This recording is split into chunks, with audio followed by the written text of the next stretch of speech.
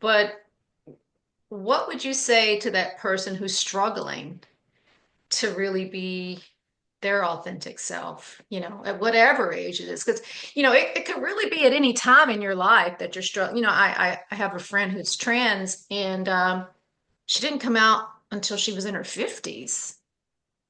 And you hear stories like that all the time. So, what would you say to that person that's really struggling to be their authentic self at this point in time, this particular point in time where it's really an attack on queer people?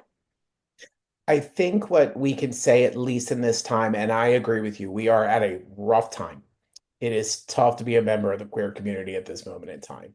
But one thing I will say that we do have that maybe we didn't have in, I'm going to say communally our younger days, Shannon, is the technology and the ability to find some support circles because we didn't have that access. This is to me one of the blessings of things like social media, and the ability to have outreach to extend out to folks that may not be in your immediate area, but at least are somewhere where you can get that sense of support.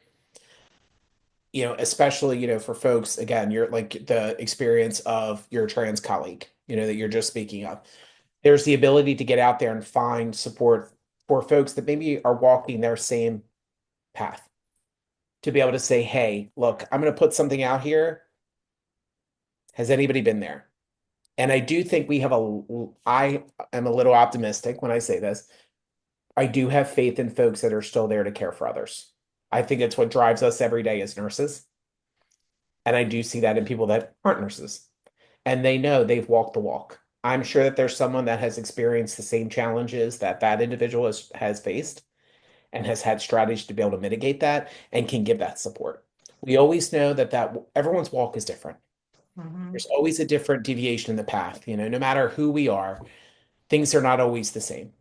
But usually there's a general thematic challenge that maybe we've had, be it with coming out, being accepted, with understanding, appropriate communication, be it the workplace, be it in our personal lives, our social circles may change, etc., depending on whether, we come out with this, be it trans, gay, bi, etc. Um, but we now have resources to where we can go to folks.